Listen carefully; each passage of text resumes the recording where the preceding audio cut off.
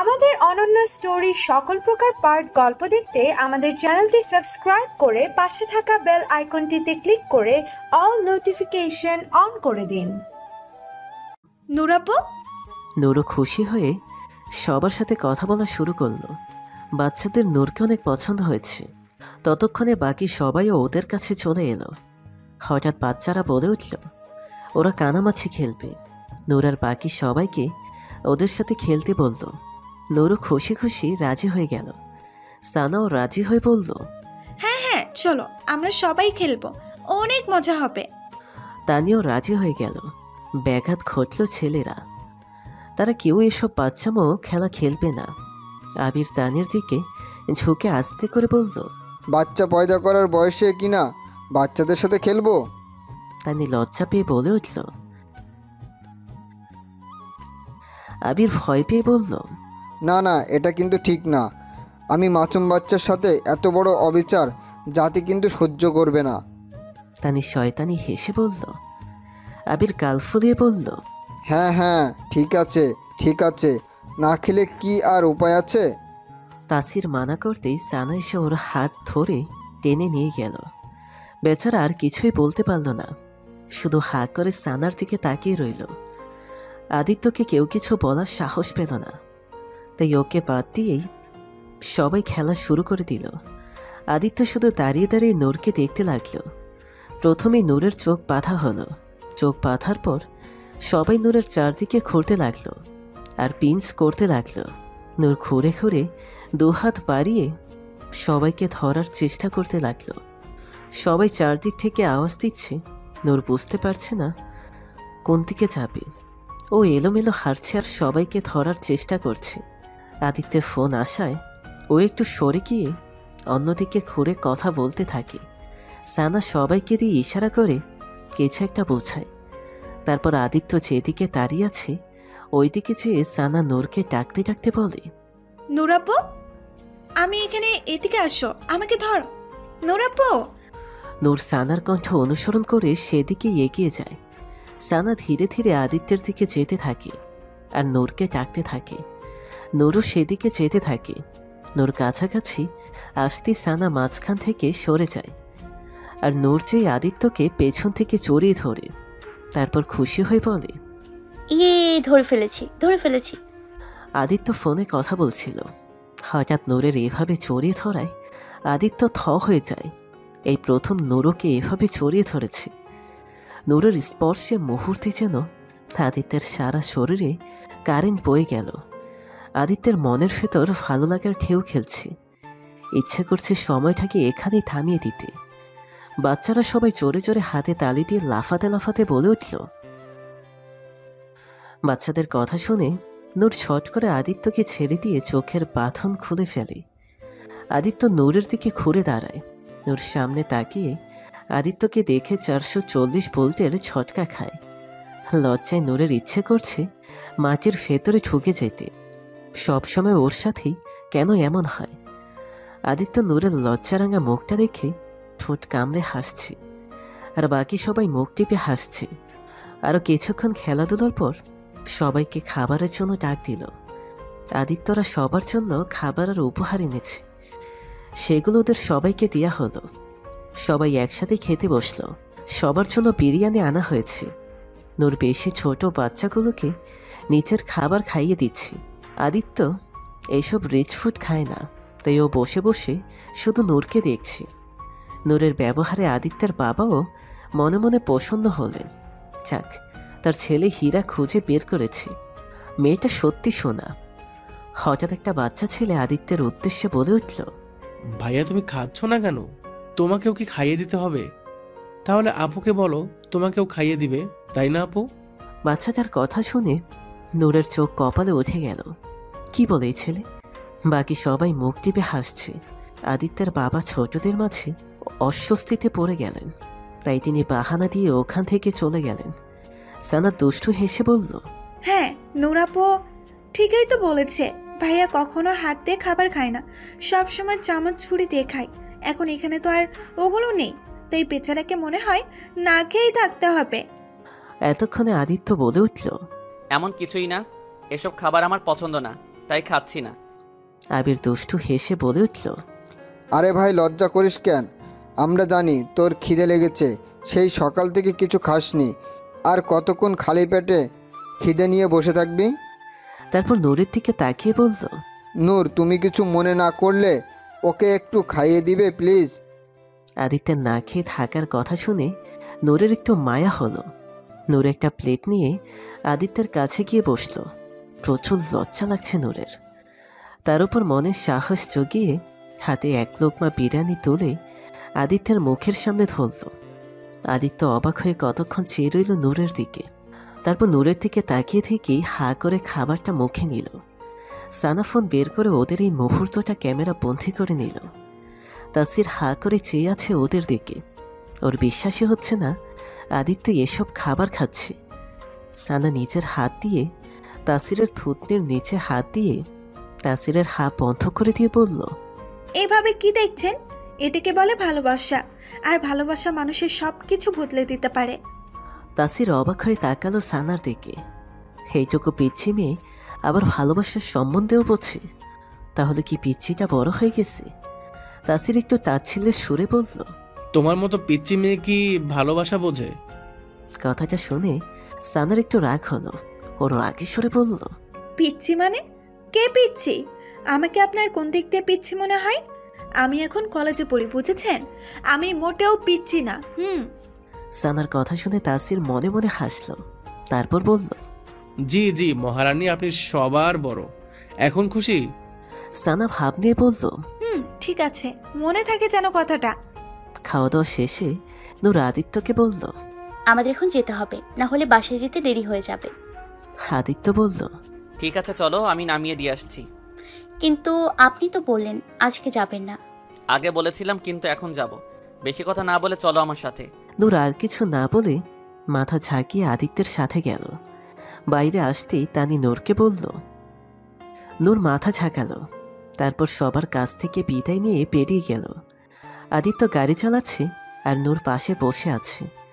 আদিত্য হঠাৎ বলে উঠল, অনেক ধন্যবাদ তোমাকে নূর, আজকের দিনটা আমার পাশে থাকার জন্য।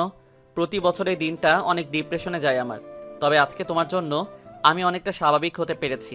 Thank you so much.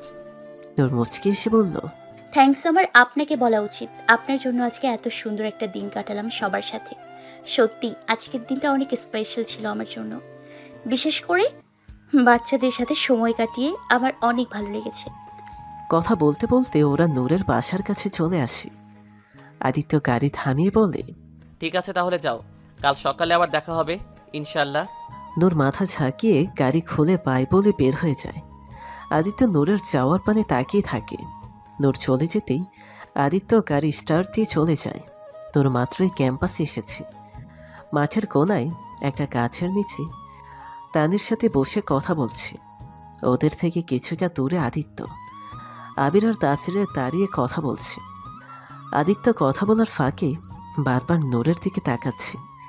নূরও আর চোখে আদিত্যের দিকে তাকাচ্ছে। হঠাৎ কোথা থেকে একটা মেয়ে দৌড়ে এসে আদিত্যকে ধরে বলে উঠল, Adi baby, I miss you so much. কেমন আছো তুমি? হঠাৎ এমন হওয়ায় সবাই হতভম্ব হয়ে গেল। নূরের মনের ভেতর যেন ঝড় বয়ে গেল এসব দেখে। কেমন অসহ্য যন্ত্রণা শুরু হয়ে গেল। আদিত্য একবার নূরের দিকে তাকালো, তারপর জড়িয়ে ধরা মেয়েটার দিকে তাকিয়ে চরম বিরক্ত আর রাগ নিয়ে মেয়েটাকে নিজের থেকে ছাড়িয়ে রাগী সরে বলল, অ্যানি, তোমাকে কতবার বলেছি আমাকে কেউ টাচ করুক, সেটা আমার একদম পছন্দ না। আর সব কী ধরনের নাম বেবি? আমি কি কোনো বাচ্চা নাকি? Don't call me with that name. এত বলি তাও বারবার কেন ভুলে যাও তুমি? সরি আদি, আসলে অনেক দিন পরে তোমাকে দেখেছি তো, তাই একটু এক্সাইটেড হয়ে গিয়েছিলাম। জানো, সুইজারল্যান্ডে যেয়ে তোমাকে আমি অনেক মিস করেছি। তাই তো পাপিকে বলে তাড়াতাড়ি ট্যুর শেষ করে চলে এসেছি। আবির চোটপূর্বক হাসি দিয়ে বলল, কি দরকার ছিল এত তাড়াহুড়া করার? বেচারা সুইজারল্যান্ড তো তোমাকে ছাড়া একলা হয়ে গেল, তাই না? তুমি ওখানে কেন সেটেল হয়ে গেলে না? বেচারা সুইজারল্যান্ডও খুশি হয়ে যেত। তারপর বিড়বিড় করে বলল, আর আমাদেরও জান ছুটতো তোমার থেকে। মনে ভাবছি এ নিয়ে আবিরের কথাটা নিজে কমপ্লিমেন্টই হিসেবে নিয়ে হেসে দিয়ে বলল, আবে তুমিও না, সব সময় শুধু ফান নিয়ে থাকো। নূর আর তানি ওদের দিকে প্রকুচকে চেয়ে সব কিছু দেখছে। ওরা কি বলছে তা শোনা যাচ্ছে না, তবে ওদের ভাবভঙ্গিমায় বোঝা যাচ্ছে যে মেয়েটা ওদের পরিচিত। নূর এনির দিকে খেয়াল করে দেখল গায়ে একটা স্লিপলেস টাইপ টি শার্ট, যার নিচ দিয়ে প্যাট দেখা যাচ্ছে, পরনে একটা টাইট জিন্স, চুলগুলো ছোট ছোট করে কেটে কালার করেছে, মুখের রাজ্যের যত মেকআপ আছে সব ঠেলে দিয়েছে। দেখেই বোঝা যাচ্ছে মেয়েটা মাত্রাতিরিক্ত মডার্ন। কেমন ওনার গায়ে হাত দিয়ে হেসে হেসে কথা বলছে মেয়েটা। কি এই মেয়েটা, আর ওনার সাথেই বা কী সম্পর্ক? এসব ভেবে আদিত্যের ওপর কেমন যেন রাগ হতে শুরু করে নূরের। নূর আর বসে থাকতে পারে না, তানিকে বলে, চল ক্লাসে যাই। তানি বুঝতে পারছে নূরের এসব দেখে ভালো লাগছে না। তানি নূরকে আরেকটু বাঁচিয়ে দেখার জন্য বলল, ক্লাস তো এখনো দেরি আছে, এখনই যেয়ে কি করব? বাই দ্য মেট্রোপথ। তুই কি এই মেয়েটাকে আদিত্য ভাইয়ার সাথে দেখে জেলাস হচ্ছিস? তানির কথায় নূর একটু থতমত খেয়ে বলল, এমন কিছুই না, আমি কেন জেলাস হতে যাব? ওনার লাইফ, উনি যার সাথে খুশি তার সাথে মিশতে পারেন, আমি বলার কে? নূরের কথায় স্পষ্ট রাগ আর অভিমান দেখতে পাচ্ছে তানি। ও মুচকি হেসে বলল, আচ্ছা আচ্ছা, রাগিস কেন, চল ক্লাসে যাই। নূর এক পলক আদিত্যের দিকে তাকালো, তারপর হনহন করতে করতে ক্লাসে চলে গেল। আদিত্য এনিকে বলল, অ্যানি, আমার ক্লাসে লেট হয়ে যাচ্ছে, আমি যাই, তোমার সাথে পরে কথা বলবো, বাই। কথাটা বলেই কোনো রকমে ওখান থেকে কেটে পড়ল আদিত্য। যেতে যেতে তাসির আদিত্যকে বলল, তুই কেন শুধু শুধু এই ছাগল মেয়েটাকে সহ্য করিস? আদিত্য একটা দীর্ঘশ্বাস ছেড়ে বলল, কারণ শুধু একটাই, অ্যানির বাবা আমার বাবার অনেক ভালো বন্ধু। আমি যদি ওর সাথে রুড বিহেভ করি আর সেটা নিয়ে অ্যানির বাবা যদি আমার বাবাকে কিছু বলেন, তখন বাবাকে তার বন্ধুর সামনে ছোট হতে হবে, যেটা আমি কখনোই মানতে পারবো না। এমন না যে আমি কাউকে ভয় পাই, তবে আমি কখনো চাই না আমার জন্য আমার বাবা কারো কাছে ছোট হোক। তাই এই মেয়েটাকে আমার সহ্য করতে হয়, যদিও আমি যতটা পারি ওকে অ্যাভয়েড করার চেষ্টা করি, বুঝেছিস? বুঝলাম। এনি দাঁড়িয়ে থেকে রাগে ফুঁসতে থাকলো। ও ভেবে পায় না আদিত্য সবসময় শুধু ইগনোর কেন করে। কি নেই ওর মাঝে, যেখানে হাজার হাজার ছেলে আমার জন্য পাগল, কিন্তু এই আদিত্যের কোনো ইন্টারেস্টই নেই আমার প্রতি। তারপর একটা শয়তানি হাসি দিয়ে এনি মনে মনে বলল, তুমি যেখানেই চাও না কেন, ফিরে তো তোমাকে আমার কাছেই আসতে হবে। তুমি শুধু আমার হবে, আর কারোর না।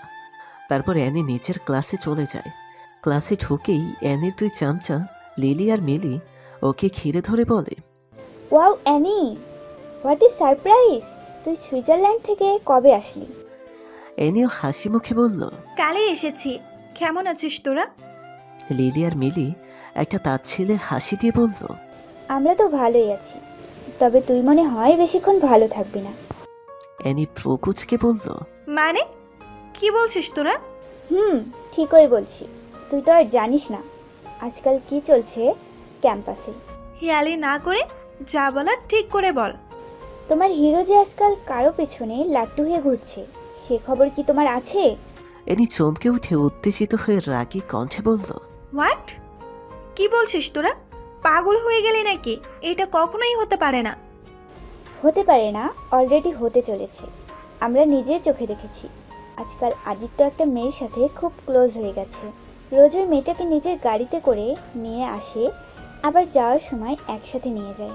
ক্যান্টিনেও একসাথে খাবার খেতেও দেখেছি। শুধু তাই না, খেয়াল করেছি ক্লাস শেষে আদিত্য আর ওই মেয়েটা ভবনের পেছনের সাইডে যায়, ওখান থেকে অনেকক্ষণ পরে বের হয়। আর সেদিন তো সবার সামনেই আদিত্য ওই মেয়েটাকে কোলে করে নিয়ে যাচ্ছিল, সবাই দেখেছে। এসব কথা শুনে এদের মাথা রাগে ফেকে যাচ্ছে। হাত মুট করে রাগে কটমট করতে করতে বলল, কেউ এই মেয়েটা? কার এত বড় সাহস আমার আদিত্যের দিকে হাত বাড়ায়? ওকে আমি শেষ করে ফেলবো। ওর সাহস কি করে হলো আমার আদিত্যের উপরে নজর দেওয়ার? চল তোরা, এক্ষুনি দেখাবো মেয়েটাকে। এখন তো ক্লাস চলছে, প্রফেসর আছে ক্লাসে, ক্লাস শেষ হলে দেখাবো তোকে। অ্যানি মাথা ঝাঁকালো।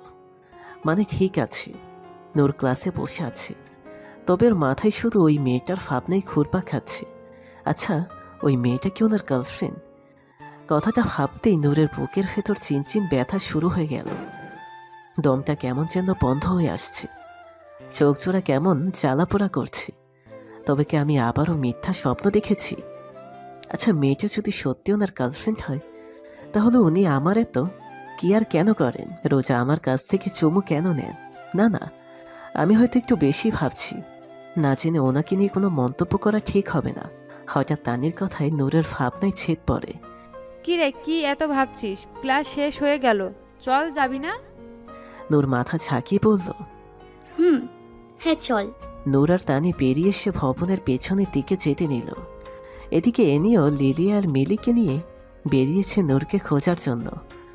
দূর থেকে নূরকে দেখে লিলি আর মিলি হাত দিয়ে ইশারা করে দেখিয়ে বলল, ওই যে দেখ, দুটো মেয়ে হেঁটে যাচ্ছে। ওদের ভেতর সবুজ জামা পরা মেয়েটা হলো সেই মেয়ে। এখন মনে হয় ভবনের পিছনেই যাচ্ছে আদিত্যের সাথে দেখা করতে। ওদের কথা মতো এনি নূরের দিকে তাকালো। নূরের দিকে তাকিয়ে প্রকুচকে বলল, আর ইউ শিওর এই মেয়েটা? 100% শিওর। এনি তাচ্ছিল্যের সুরে বলল। এরকম একটা খ্যাত মার্কা মেয়ের ভেতরে কি দেখলো আদিত্য? তারপর লিলি মিলির দিকে তাকিয়ে বলল, তোরা এখন যা, আমি দেখছি ওকে। ওরা মাথা ঝাঁকিয়ে চলে গেল। আর এনি নূরের পিছু পিছু গেল। নূর আর তানি ভবনের পেছনে যেতেই আবির এসে তানির হাত ধরে অন্যদিকে নিয়ে গেল। আর নূর এগুলো আদিত্যের কাছে। এনি চুপি চুপি নূরের পিছু নিয়ে ওখানে চলে এসেছে। তাসিরের ফোন আসায়ও একটু সরে গিয়ে ফোনের কথা বলতে লাগলো। এনি এই ফাঁকে চুপচাপ যেয়ে একটা গাছের পেছনে লুকালো। নূর আর আদিত্য কি করে তা দেখার জন্য। আদিত্য বেঞ্চের ওপর বসে আছে। নূর চেয়ে চুপচাপ বেঞ্চের কাছে দাঁড়িয়ে রইল। হঠাৎ আদিত্যের ওপর ওর কেন যেন খুব অভিমান হচ্ছে। আদিত্য নূরের দিকে তাকিয়ে বলল, রোজ এসে এইভাবে দাঁড়িয়ে থাকো কেন? বসে পড়লেই পারো। নূর কিছু না বলে চুপচাপ বসে পড়ল। মুখটা গোমরা করে সামনের দিকে তাকিয়ে চুপচাপ বসে রইল। নূরের দিকে তাকিয়ে আদিত্য প্রকুচকে বলল, কি হয়েছে? এমন গাল ফুলিয়ে রেখেছো কেন? নূর সামনের দিকে তাকিয়ে বলল, না। আদিত্য ভাবছে এর আবার কি হলো। সকালে আসার সময় তো হঠাৎ কি হয়ে গেল? আদিত্য আবারও জিজ্ঞেস করল, ক্লাসে কেউ কিছু বলেছে? নূরের সোজা সাপটা জবাব। না। একটু থেমে আবার বলল, আমার বাসায় যেতে হবে। আমি কি আমার কাজ করে চলে যেতে পারি? আদিত্যের বার রাগে উঠতে লাগলো। ও দাঁতে দাঁত চেপে বলল, কি হয়েছে বলবে তুমি? এভাবে কথা বলছো কেন? নূর এবার হালকা চড়া গলায় বলল, বললাম তো কিছু হয়নি, বারবার জিজ্ঞেস করছেন কেন? কিছু হয়নি, তাহলে এভাবে গাল ফুলিয়ে বসে আছো কেন? কারণ আমার গালি এরকম, আমি কি করব? এবার আদিত্যের হাসি পেল নূরের এমন কথা শুনে। মেয়েটাকে এভাবেও অনেক কিউট লাগছে। কেমন বাচ্চাদের মতো গাল ফুলিয়ে বসে আছে। আদিত্য বুঝতে পারছে নূর কোনো ব্যাপারে রেগে আছে, কিন্তু এভাবে জিজ্ঞেস করলে কখনো বলবে না। তাই আদিত্য বলল, ঠিক আছে, তোমার কাজ শেষ করো, তারপর চলো তোমাকে নামিয়ে দিয়ে আসছি। নূর একটু অভিমানী সুরে বলল, লাগবে না, আমি একাই যেতে পারবো। আদিত্যের আবার রাগ উঠে গেল। চোয়াল শক্ত করে বলল, তোমাকে কি আমি জিজ্ঞেস করেছি তুমি কি পারবে কি পারবে না? দেখো, আমার রাগ বাড়িও না। এখন ভালো মেয়ের মতো চুমুটা দাও, তারপর চলো তোমাকে নামিয়ে দিয়ে আসছি। তারপর আদিত্য চোখ বন্ধ করে নিল। আদিত্যের ধমকে নূরের অভিমান আরও বেড়ে গেল। নূর রাগি মুটে এমনভাবে চুমু খেল যেন চুমু না, চড় দিল। তারপর নূর উঠে গেল। আদিত্য প্রকুচকে ভাবছে এটা কি চুমু ছিল না কি ছিল। আজব, মেয়েটার আজ হঠাৎ হলোটা কি? তারপর আদিত্য উঠে চলে গেল। এতক্ষণ এনি গাছের আড়াল থেকে সবকিছু দেখছিল। ওরা চলে যেতে এনি বেরিয়ে আসে, হাত মোট করে নিয়ে রাগে ফুসতে ফুসতে বলল, তুমি এটা একদম ঠিক করোনি আদি। তুমি শুধু আমার আর কারণ না। ওই মেয়েটাকে তো আমি ছাড়বো না, কিছুতেই না। Just wait and watch. গাড়িতে নূর চুপচাপ জানালার দিকে তাকিয়ে বসে আছে। মনে মনে ভাবছে ওনাকে কি মেয়েটার কথা জিজ্ঞেস করব, কিন্তু আবার যদি কিছু মনে করেন। কিন্তু জিজ্ঞেস না করেও তো শান্তি পাবো না। এভাবে কতক্ষণ দ্বিধা দ্বন্দ্বিতার পর নূর ভাবল জিজ্ঞেস করেই ফেলি।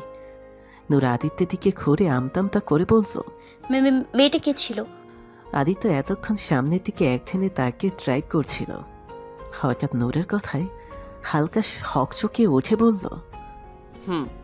সরি, তুমি কিছু বললে? নূর আবারও জিজ্ঞেস করল। মেয়েটা কে ছিল? আদিত্য নূরের দিকে তাকিয়ে প্রু কুচকে বলল। কোন মেয়েটা? সকালে যে মেয়েটা আপনাকে জড়িয়ে ধরলো। আসল ব্যাপারটা বুঝতে এতক্ষণে পেরে আদিত্যের কোচকানো প্রুটা হঠাৎ টান টান হয়ে গেল। আদিত্য মুখটা অন্যদিকে ঘুরিয়ে ঠোঁট কামড়ে হাসল। তার মানে নূর এই জন্য রেগে আছে, কারণ এনি আমাকে জড়িয়ে ধরেছিল। তার মানে কি নূর জেলাস? কথাটা ভাবতেই আদিত্যের অনেক খুশি লাগছে। তার মানে নূরের মনেও আমাকে নিয়ে ফিলিংস আছে। আদিত্য মুখটা একটু কমফির করে নূরের দিকে তাকিয়ে বলল। কেন বলো তো? নূর একটু জোরপূর্বক হেসে বলল। এমনি আপনার পরিচিত মনে হলো, তাই জিজ্ঞেস করলাম আর কি। আদিত্য বাঁকা হেসে বলল। পরিচিত তো বটেই, খুব পরিচিত। সুন্দর না মেয়েটা? আদিত্যের কথায় নূরের রাগ আরও বেড়ে যাচ্ছে। নূর দাঁতে দাঁত চেপে বলল। হ্যাঁ, সুন্দর, খুব সুন্দর। তারপর জানালার দিকে মুখ ঘুরিয়ে হেংচিকে বিড়বিড় করে বলল। সুন্দর না ছাই, শেওড়া গাছের পেতনিও দেখতে ওর থেকে সুন্দর আছে। রাস্তায় পড়ে থাকা পাগলিদের মতো চুল, ফকিন্নিদের মতো ছেঁড়া ফাটা কাপড় চোপড়, জোকারদের মতো মুখে মেকআপ, সে নাকি আবার দেখতে সুন্দর। নূর বিড়বিড় করে বললেও সব কথাই আদিত্য শুনতে পাচ্ছে। নূরের এসব আজগুবি কথায় আদিত্যের পেট ফেটে হাসি পাচ্ছে। মুখটা অন্যদিকে ঘুরিয়ে ঠোঁট কামড়ে হাসি আটকানোর চেষ্টা করছে। নূরের বাসার গলির সামনে এসে আদিত্য গাড়ি ব্রেক করে। নূর রেগে তাড়াহুড়ো করে নামতে নেয়। আদিত্য হঠাৎ নূরের হাতটা ধরিয়ে নিচের কাছে টেনে নেয়। আচমকা টান দিয়ে নূর আদিত্যের কাছে ঝুঁকে পড়ে। দুজনের মাঝে মাত্র 2 ইঞ্চি দূরত্ব আছে। হঠাৎ এমন হওয়ায় নূর লজ্জায় পড়ে যায়। কাঁপা কাঁপা কণ্ঠে বলে। কি করছেন? কেউ দেখে ফেলবে, ছাড়ুন প্লিজ। আদিত্য নূরের দিকে নেশা ভরা চোখে তাকিয়ে বলল। ওই মেয়েটা আমার বাবার বন্ধুর মেয়ে, তাছাড়া কিছুই না। তারপর আদিত্য নূরের কানের কাছে মুখ নিয়ে লো ভয়েসে বলে। জেলাস হবার কিছুই নেই। আদিত্যের গরম নিঃশ্বাস ঘাড়ে পড়তেই নূরের সারা শরীর অদ্ভুত শিহরণে কেঁপে ওঠে। নূর চোখ খিচে বন্ধ করে নেয়। একটু পরে আদিত্য সরে আসে। নূর লজ্জায় মাথা নিচু করে কাঁপা কাঁপা কণ্ঠে বলে। এমন কিছুই না, আমি কোনো জেলাস না। আদিত্য বাঁকা হেসে বলে। তাই বুঝি? কথাটা বলেই আদিত্য আবার নূরের কাছে আসতে নেয়, কিন্তু তার আগে নূর লাজুক হেসে দরজা খুলে দৌড় দেয়। আর আদিত্য নূরের যাওয়ার পানে চেয়ে গাড়ির স্টিয়ারিংয়ের ওপর হাত রেখে তার উপরে থুতনি রেখে বৃদ্ধা আঙ্গুল কামড়ে হাসতে থাকে।